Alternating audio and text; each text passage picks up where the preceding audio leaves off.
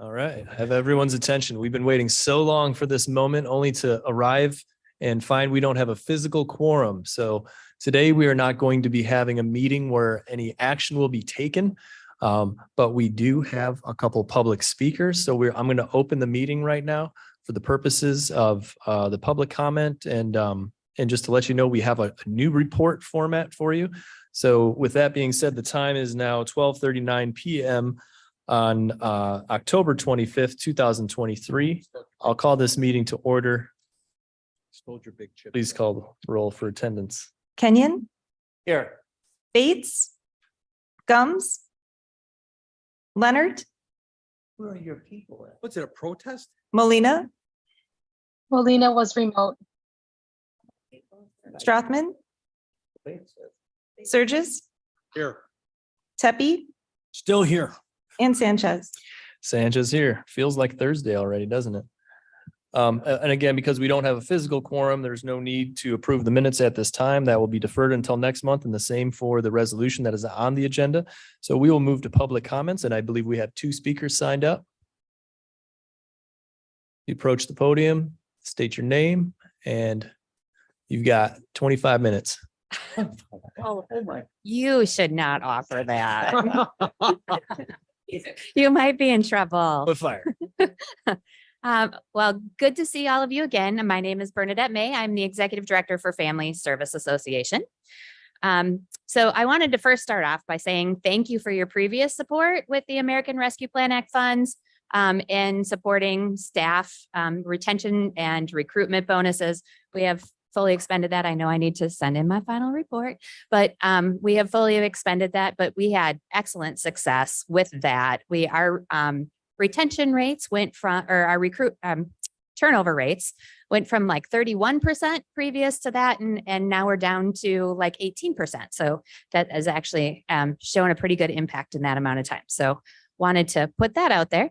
And then I wanted to also have a conversation about a year ago, our organization moved from one location in Elgin to the location that we're currently at in Elgin. Many of you were there for our ribbon cutting.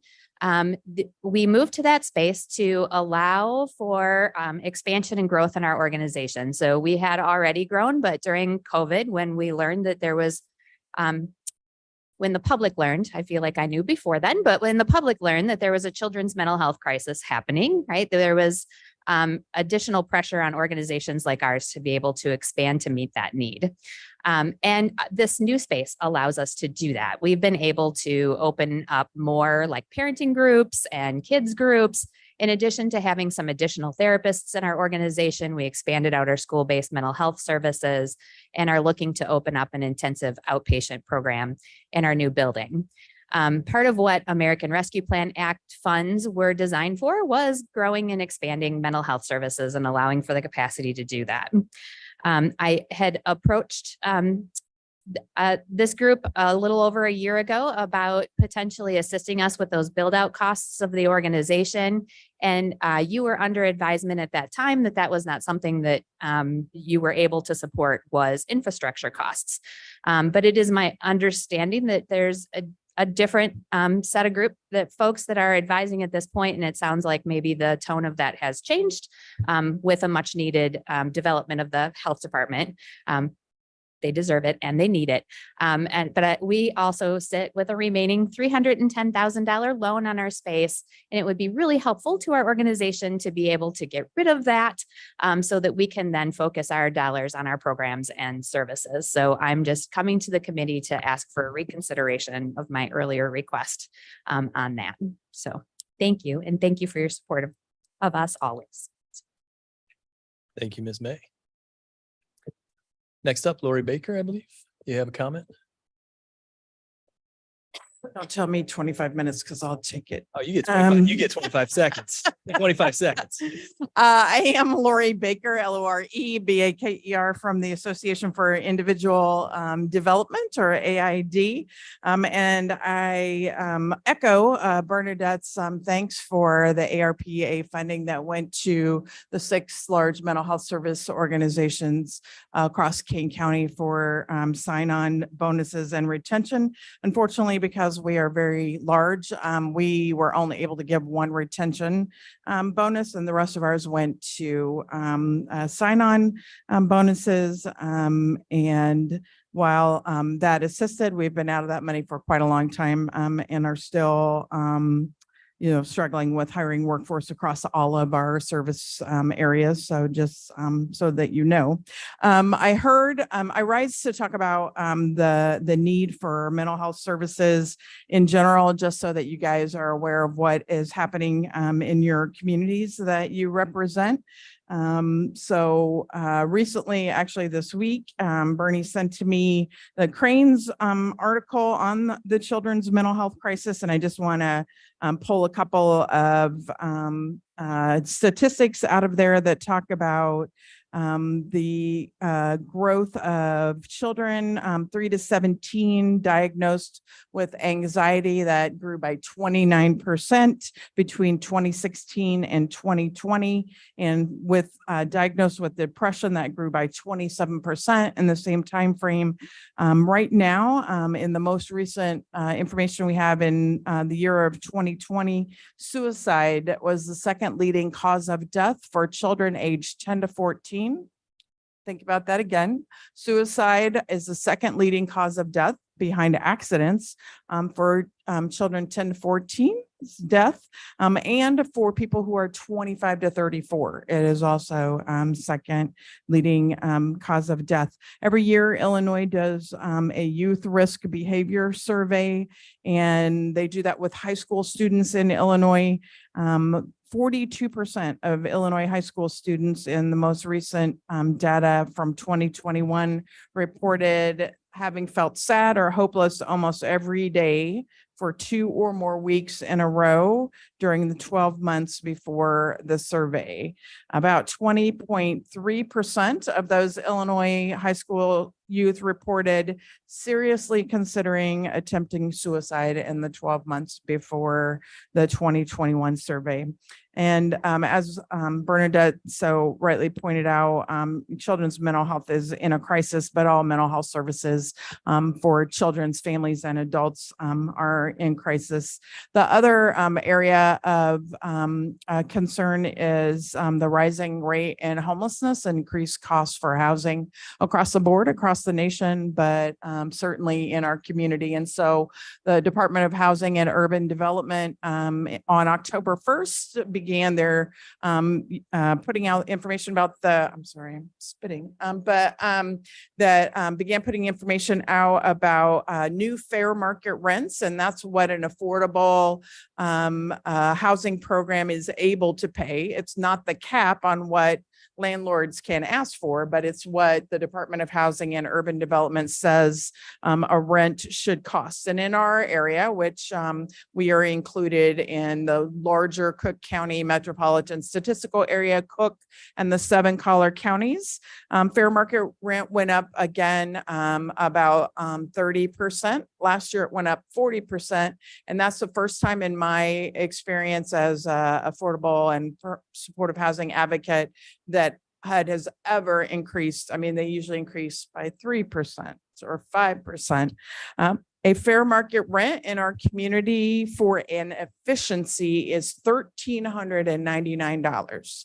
A person with a disability who only receives disability income gets about $933. So you can do the math and see that that doesn't work. Fair market rent for a 3-bedroom is more than my mortgage is for my 3-bedroom home. That also includes taxes and insurance. So this is not a joke. This is a serious issue, and it stacks people up. So all the people that can afford those rents and rents that are higher, because landlords are trying to catch up from what they lost during COVID, right? So we're hearing regularly that people are charging $2,500 for a 2-bedroom. People that can afford that are staying there because they're not going to go into the housing market to buy because of the increase in the interest rates, right? Then those people stay there. Then people that are in a less a lower income strata are not able to access those units, so they stay in some more affordable units. And then the people that have very, very low income have nowhere to go. And so in Kane County, Hesed House, actually in the state of Illinois, Hesed House was the last emergency shelter to go on a waiting list. But I want you to know that every emergency shelter in the state of Illinois is on a waiting list. So that means if today you began to experience homelessness and go to your local shelter, no one can do anything for you. They can't let you in. They can't put you on the floor. They can't, they can't put you in a hotel room. Everything is full and people are on a waiting list. We had a tragedy in Aurora very quickly after Hesed had to go to their first waiting list. I'm sure you've read about it. They had to turn away a person due to the waiting list, who then in the overnight hours was hit by a car and killed in the city of Aurora, which is in Kane County, partially, mostly. So these are big issues, and I say all this to say that we have heard that the American Rescue Plan Act funds that were going to go for mental health to the Kane County Department of Public Health have somehow slipped through the cracks, or nobody knows about them. I'm not pointing at you like it's your fault. I'm just saying she doesn't know about them to administer them. So I know that Michael Isaacson is working on getting application and information in. I just want to encourage you and let you know and understand that those funds are not flowing or going to do anything to support mental health access in Kane County. And so we hope that you would be able to meet at some point and approve that and get some of those funds flowing because the need is incredibly high and it really is life and death situations for people. Thank you. Thank you. Actually, I believe that those projects for the health department will be up next month. Fingers crossed, but they're in play. They weren't forgotten or left aside. The only other thing on this agenda that we can cover is the ARP committee report. So it is on file. Blair, could you go to that report? I don't recall the number. And Excuse me, Doherty. oh, Mr. Doherty, go ahead. Did I hear you say you didn't have a quorum in the room? We do not. Oh, So we are only discussing items. all right. Well, Blair changed the screen on me, but Surges, Tepe, Kenyon, Sanchez is 4. They're It's a all on. 9-member committee, so it would require 5 members to be physically present. Gums is missing, Stratman's missing. Bates Bates is is missing, missing. Leonard and Molina are remote. Yeah. And they don't count towards quorum. That's Roth, by the way. So we're 9 members, a little higher standards, I guess. Oh, okay. Yeah. I was confused. Higher standards in the sense of number, not quality or anything. No, I appreciate that. The report is in front of you.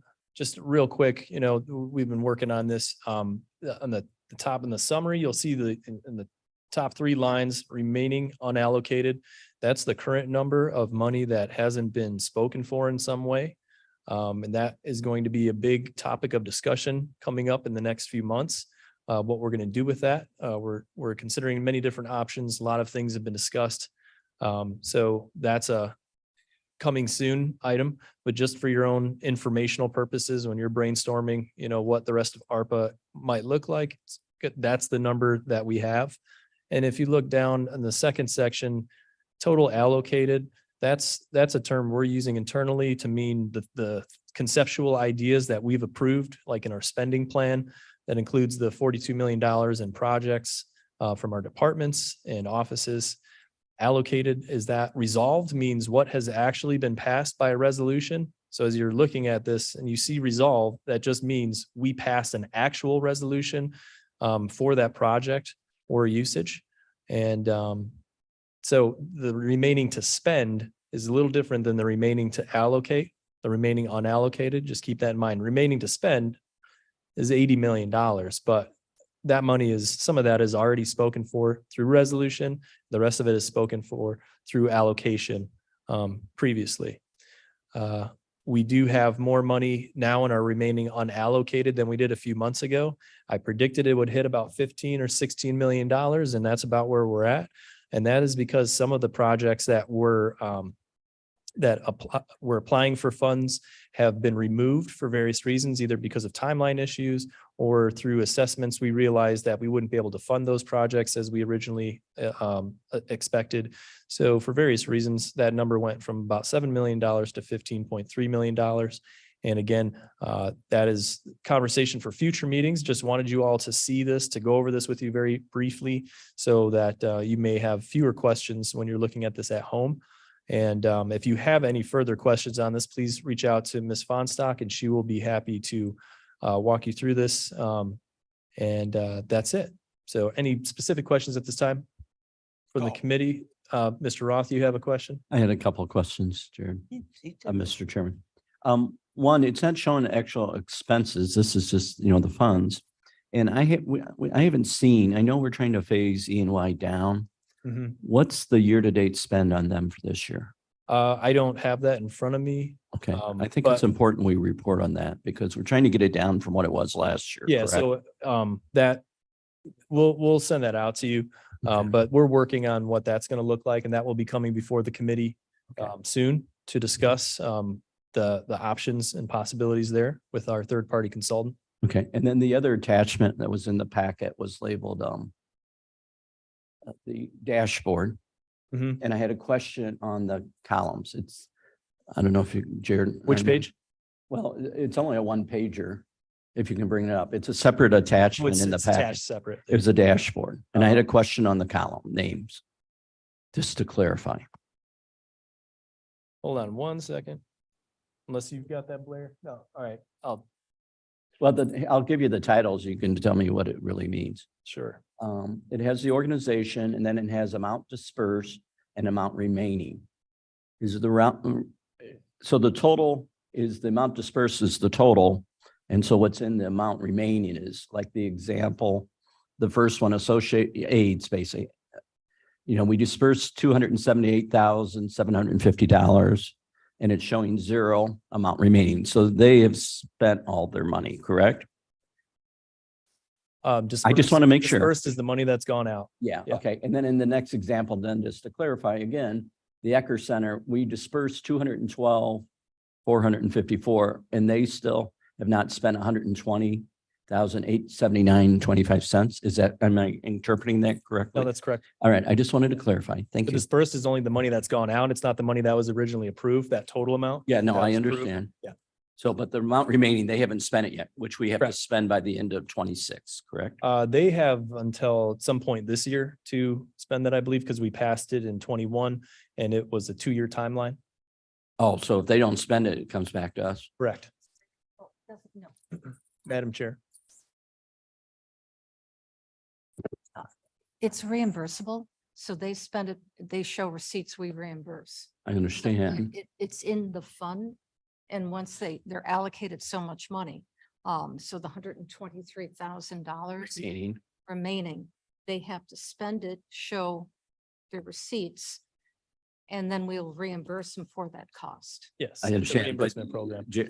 Mr. Sanchez made a comment, they have to spend it within 2 years and prove it by 2 years, Yes.